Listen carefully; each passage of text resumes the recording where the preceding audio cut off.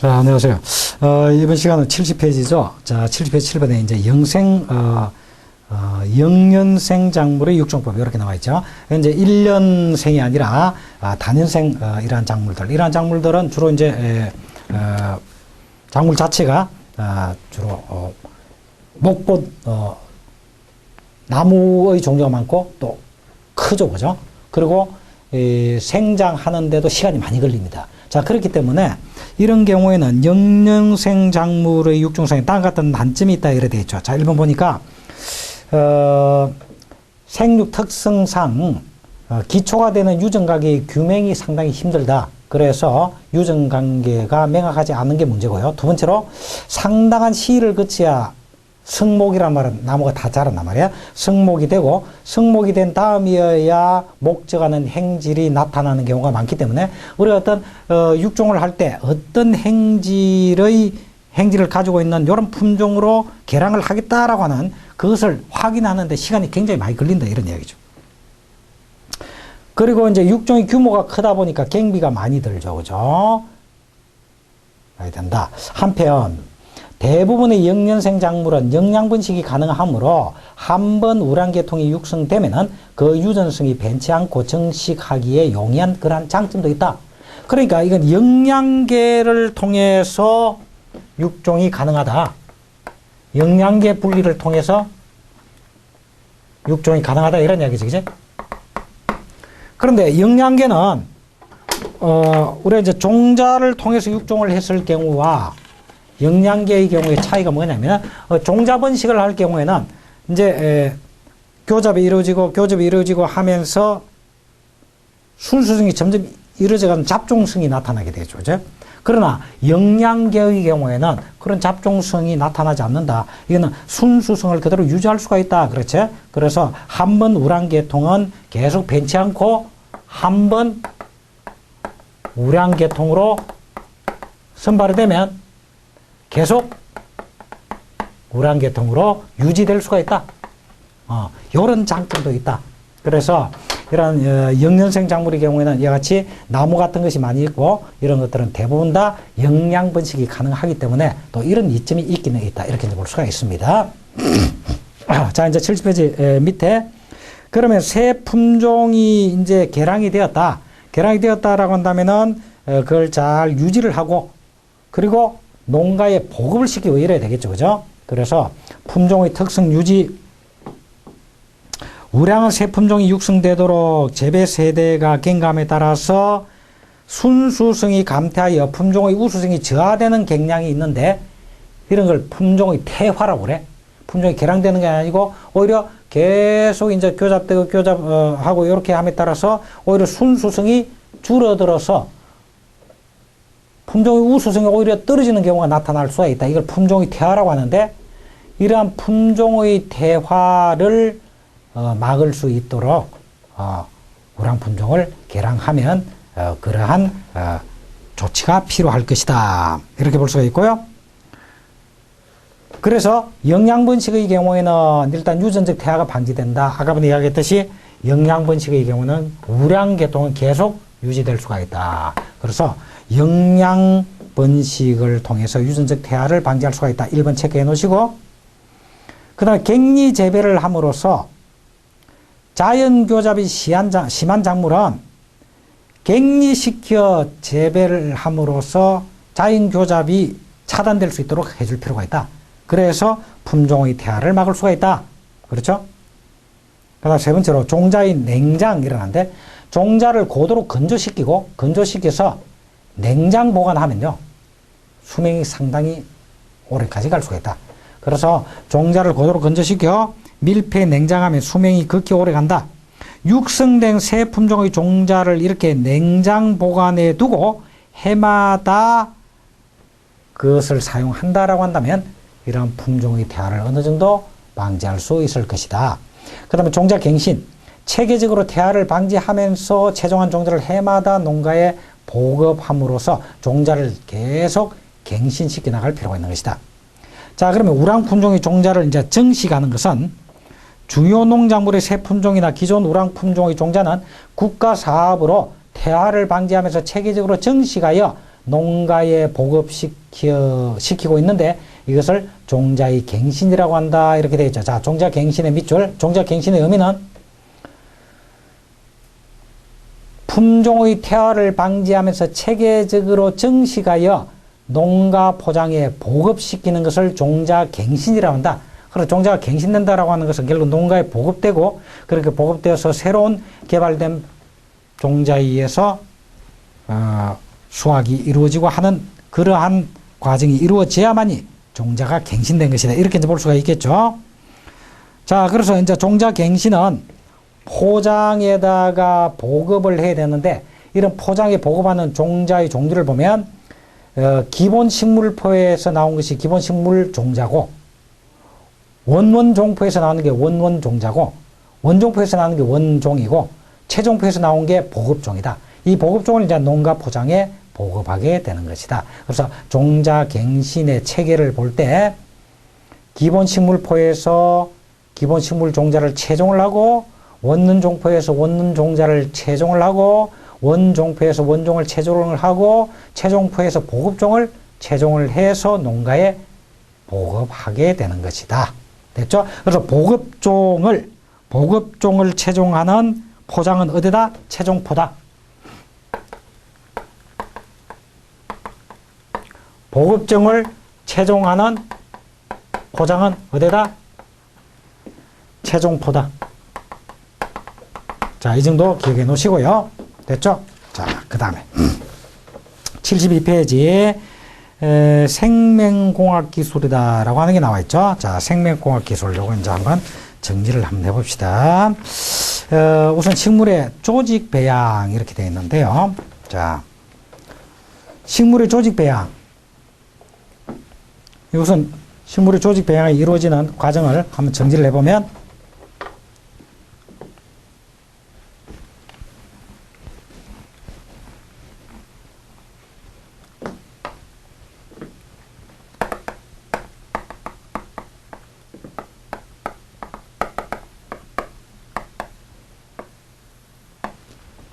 첫째, 식물체 조직의 일부를 분리한다.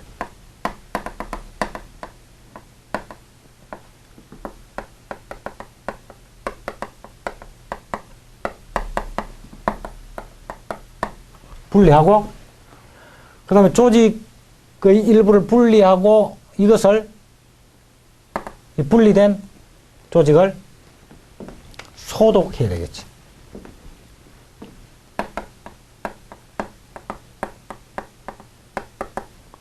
소독한다. 자, 그러고 나서 배양액에 넣어서 배양한다. 이 조직을 배양병에 넣어 배양한다. 자, 그런데 이 배양병 속에는 유기성분과 무기양분과 식물 호르몬이 함유되어 있습니다. 그래서 배양병 속에는 배지가 있는데, 배지라고 하는 것은 이제 이 배양하는 그 장소입니다.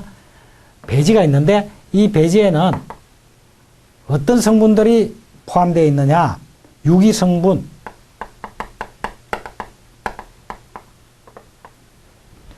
무기양분,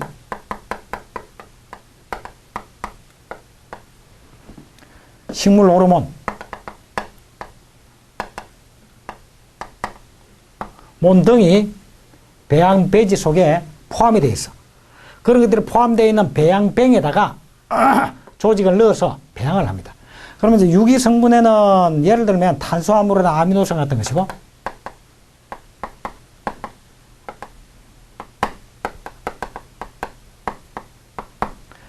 무기양분으로는 질소라든지 인이라든지 칼이라든지 주로 무기염류가 많이 해당이 되겠죠. 그 다음에 식물 호르몬 중에서도 예를 들어서 옥신류, 옥신 같은 경우는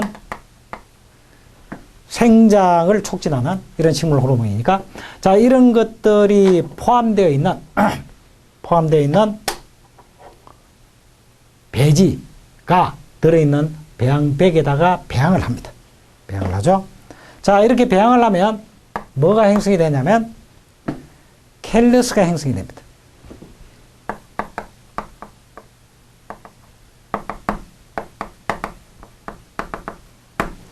자, 켈러스는 뭘 켈러스라고 하냐면은 세포 분열을 통해서 배양된 세포 덩어리입니다. 켈러스라고 하는 것은 조직이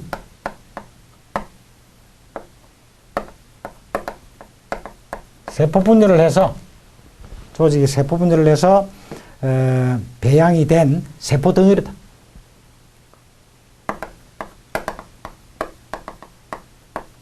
이걸 켈러스라고 그래. 그러니까 자 이제 조직을 지금 배양을 했죠.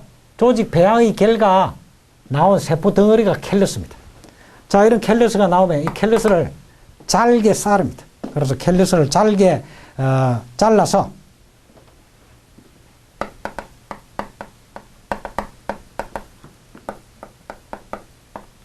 잘게 잘라서 다시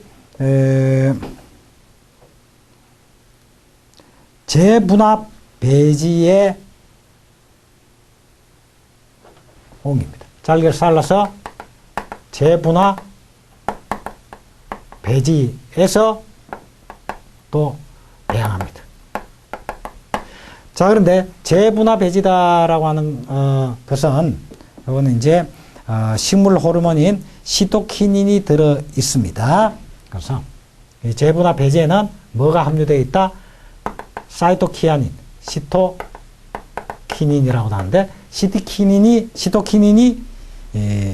포함되어 있습니다. 이거는 자, 이 시토키닌으로 인해서 켈러스 하나하나가 뿌리와 잎을 가지고 있는 완전한 식물체로 생장하게 됩니다. 잎을 가지는 완전한 식물체로 생장하게 된다. 자, 이게 식물의 조직 배양의 과정이에요. 그러니까 식물의 조직 배양 과정은 일단 조직을 배양해서 잎도 있고 뿌리도 있는 완전한 식물체로 만들어내는 거예요. 그지? 근데 그 과정을 보면 일단 조직을 분리해서 소독하고 배양백에 넣어서 배양을 하는데 배양을 하면은 켈러스가 형성된다. 이 켈러스는 조직 덩어리야. 세포 덩어리야. 조직이 세포 분리해서 배양이 돼서 나온 세포 덩어리야. 이 세포 덩어리는 켈러스를 잘게 썰어가지고 시토키닌 배지에다가 다시 이어서 배양을 하면 시토키닌 배지에다 이어서 배양을 하면 이 시토키닌의 작용으로 인해서 그 잘게 썰은 하나하나가 전부 다 따로따로 하나하나의 개체가 되는 거예요. 그 하나하나에서 잎과 뿌리가 나오는 거예요. 이렇게 해서 배양이 되는 겁니다. 자, 이렇게 해서 이제 배양이 이루어진다라고 하는데 그 내용을 72페이지 한번 보면 식물의 조직 배양해가지고 한번 읽어볼게요. 식물체의 조직 일부를 분리하여 소독한 후, 돼 있죠? 탄수화물이나 아미노산과 같은 유기성분, 질소인 칼륨과 같은 무기양분, 옥신과 같은 식물 호르몬을 함유한 배지, 켈러스를 유도하는 배지가 들어있는 시험관이나 배양병에 넣는다. 얼마 후에 이 조직의 세포가 세포 분열하여 세포의 덩어리인 켈러스가 생긴다. 이 켈러스를 또 다른 식물 호르몬인 시토키닌, 사이토키아닌 이렇게 되어 있는 사이토키아닌이 들어있는 재분화 배지에 옮기면 뿌리와 잎이 분화의 완전한 식물체로 생장한다. 이렇게 해서 조직 배양이 이루어진다. 이런 이야기야. 자, 이러한 것들은 식물의 경우에 보니까 한 개의 세포가 완전한 식물체로 성장한다는 능력을 가지고 있다는 걸 알 수 있죠. 세포 덩어리인데 세포 덩어리를 잘게 썰으면 요 하나하나의 세포 덩어리가 완전한 식물체로 성장될 수 있기 때문에 이게 되는 거네. 그지? 자, 이와 같이 식물은 조직의 일부에서 뜯어낸 세포 자체가 완전한 식물체로 성장할 수 있는 능력이 있다. 이런 능력을 뭐라고 그러느냐? 전체 행성 능력이라고 그래요.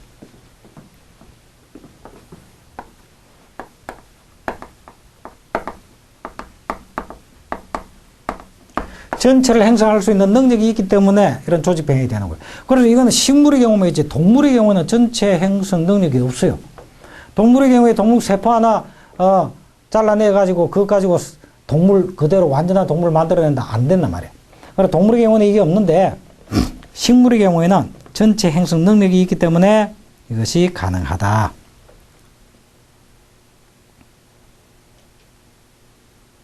그리고 이와 같이 조직을 배양할 수도 있고 또 세포 자체를 세포 덩어리를 세포를 또 배양할 수도 있는 거죠. 그지? 배양하는 거죠. 그지? 그래서 이런 조직 배양과 세포 배양 이런 방법을 통해서 이렇게 새로운 작물을 만들어낼 수가 있구나. 그죠? 자, 그러면 이런 조직 배양의 이용을 한번 봅시다. 조직 배양의 이용을 보면 첫 번째, 바이러스 무병주 육성이 가능하다. 그래서 작물의 병은 바이러스에 의해서 발생하는 경우가 대부분인데 바이러스에 의하여 걸리는 병은 효과적인 치료 방법이 개발되어 있지 않으며 멜구나 진딧물과 같은 매개 곤충을 방제하여 감염을 막는 것도 곤란하다. 다시 말하면 바이러스에 감염이 됐을 때 여기다 효율적인 방제 방법이 별로 없어. 그렇다면 우리가 바이러스가 없는 바이러스에 감염되지 않은 무병주란 말은 바이러스에 감염되지 않은 식물. 그래서 이런 무병주를 생산한다면 이런 바이러스 걱정은 할 필요가 없단 말이에요. 그래서 이런 무병주를 생산하는데 조금 전에 본 조직 배양의 방법을 활용할 수가 있다. 다시 말하면 식물의 이 줄기 꼭대기 정단 부분, 줄기 꼭대기 정단 부분의 분열 조직에는 일반적으로 바이러스에 감염되지 않습니다. 그러면 어떤 식물체가 바이러스에 감염이 되었다라고 하더라도 계속 뻗어나오고 있는 줄기 꼭대기 부분, 정단 부분의 분열 조직에는 바이러스 감염이 안 된다 이 말이에요. 그러면 이 바이러스 감염이 안 돼 있는 바이러스 감염이 안 돼 있는 그 부분을 조직 배양한다면 무병주의 육성이 가능한 것이다. 이렇게 이제 볼 수 있죠. 자, 그러한 내용이 중간에 조금 전에 읽은 그 밑에 줄 오른쪽에 그러므로 바이러스에 걸리지 않은 바이러스 무병주를 대량으로 생산할 필요가 있다. 그러나 바이러스에 걸리는 작물에서도 세포 분열이 왕성한 정단의 분열 조직에는 바이러스가 없다. 그러므로 이 부분을 분리하여 조직 배양하여 바이러스에 걸리지 않은 무병 개체를 만들 수가 있다. 이렇게 되어 있죠. 자, 여기서 이제 밑줄 그을 게 뭐냐면 바이러스에 걸리지 않은 바이러스 무병주의 대량 생산이 필요하고 바이러스에 걸려있는 작물이라고 하더라도 정단의 분열 조직에는 바이러스가 없기 때문에 이런 정단의 분열 조직을 배양해서 바이러스 무병주의 생산이 가능하다. 여기까지 밑줄. 무슨 말인지 알겠죠? 지금 이야기해준 그 부분 밑줄. 자, 그에 대한 구체적인 예로 바이러스 무병 씨감자나 모는 농가에 보급되고 있다. 그래서 바이러스 무병인 씨감자, 감자 같은 것은 바로 바이러스 무병주의 육성이 지금 이루어지고 있다. 이런 이야기입니다. 자, 그 다음에 두 번째로 생장점 배양. 생장점은 분열 조직입니다. 그죠? 분열 조직인데, 이 분열 조직인 생장점을 배양해서 켈루스를 형성하고 이 켈루스를 잘게 잘라 하나의 재분화 배지에 배양해서 체세포를 배양해 똑같은 유전자 조성을 가진 개체를 수없이 만들어낼 수가 있다. 이랬는데, 자, 이 말은 무슨 말이냐면, 생장점은 이제 신장 생장을 하는 분열 조직입니다. 이 생장점을 배양을 해서, 생장점을 배양해서 켈루스를 만들고, 이 켈루스를 잘게 잘라서 재분화 배제해서 다시 배양을 하면 많은 개체가 생산될 수가 있다. 이런 얘기죠. 그죠? 그래서 유전적으로 우수한 그런 개체를 동시에 많이 생장점 배양을 통해서 육종할 수도 있는 것이다. 이런 이야기입니다. 자, 그 다음에 세 번째로 다수성 개체의 대량증성에 다수성이란 말은 수확이 많은 이 말입니다. 우리 이제 뭐 한문에서 나온 용어들을 막 그대로 쓰기 있기 때문에 아무것도 아닌 것이 좀 어렵게 들리는 경우가 있는데 다수성이다 하면 수확성이 많은 수확량이 풍부한 수확량이 많은 이런 개체의 대량 증식도 이러한 조직 배양이나 이런 걸 통해서 가능하다 이런 이야기입니다. 자, 이거 한번 봅시다. 아스파라거스는 자웅 이주다. 그러니까 암수가 서로 다른 개체에 있다. 자웅 이주인데 수그루가 수확량이 훨씬 더 많다. 암그루보다. 그러므로 수그루를 선발하여 재배하면은 다수확을 할 수가 있는데 수그루의 조직 배양을 통해서 수그루만 많이 생장하도록 할 수도 있을 것이다. 이런 얘기지. 그러니까 조직 배양이라는 게 이렇게 편리하단 말이에요. 아스파라거스의 경우에는 암놈보다도 순놈의 수확량이 훨씬 많아. 그래서 이 순놈의 조직을 떼내서 조직 배양을 해가지고 그 순놈만 대량으로 키울 수가 있고 그럼 수확량이 많은 아스파라거스만 키울 수가 있다. 이런 이야기입니다. 그 다음에 인공종자. 어린 식물체를 인공세포막 안에 넣어서 인공종자를 만들 수가 있어. 오늘날. 이런 생명공학 기술을 이용해서 인공종자를 만들면 그런 인공종자를 대량으로 생산하는 종자 생산 공장이 나올 수가 있고 이 종자 생산 그러니까 인공종자 자체가 상당히 품질이 우량한 이러한 종자를 인공종자로 만들어서 대량으로 생산을 해서 공급을 한다라고 한다면 육종에 굉장히 도움이 될 것이다. 이렇게 이제 볼 수가 있습니다. 자, 그 다음에 조직 배양 기술을 육종적 이용해서 돌연변이체 선발 이렇게 되어 있는데 자, 이거는 자, 배양을 합니다. 조직 배양을 합니다. 배양 과정에서 여러 가지 변이를 나타내는 개체가 있겠죠. 그 중에 돌연변이를 나타내는 개체가 있단 말이에요. 그런 돌연변이를 나타내는 개체 중에서 상당히 우량 행질을 가지고 있는 그런 돌연변이가 발견이 되었다. 이렇게 한번 봅시다. 그럼 돌연변이가 발견이 되면은 이러한 우량 행질을 가지고 육종을 할 수가 있으니까 돌연변이 육종을 효율적으로 할 수가 있겠다. 이렇게 이제 볼 수가 있겠죠. 그죠? 자, 그 다음에 꽃가루 배양. 꽃가루를 배양하여 반수체를 만들고 열성 유전자를 가진 개체가 우량이라면 이에 콜히친 처리를 하여 완전한 식물체로 육종할 수도 있는 것이다. 이렇게 되어 있는데 자, 이 말은 이제 무슨 말이냐면 꽃가루가 들어있는 저장기관에 꽃가루 주머니를 배양하여 완전한 식물체를 얻을 수 있는 것이 1960년대부터 그 기술이 벌써 가능해졌다. 이런 이야기입니다. 자, 그런데 꽃가루에서 배양한 식물체가 열성이더라. 그러면은 그 다음 세대에는 안 나타나더라. 그런데 이 열성의 행질이 상당히 우량 행질이더라. 그러면 다음 세대부터 그 열성이 우성으로 바뀌어서 이렇게 많이 생산되면 좋겠는데 그걸 하기 위해서 어떻게 하느냐? 그 열성 유전자를 가지고 있는 개체를 골라서 여기에 코리친 처리를 해서 완전한 식물체로 배양할 수가 있다. 자, 이렇게 해서 그런 꽃가루 배양을 통한 육종도 가능할 것이다. 그 다음에 세포융합. 세포융합에 대해서는 여기서 쭉 내려가서요.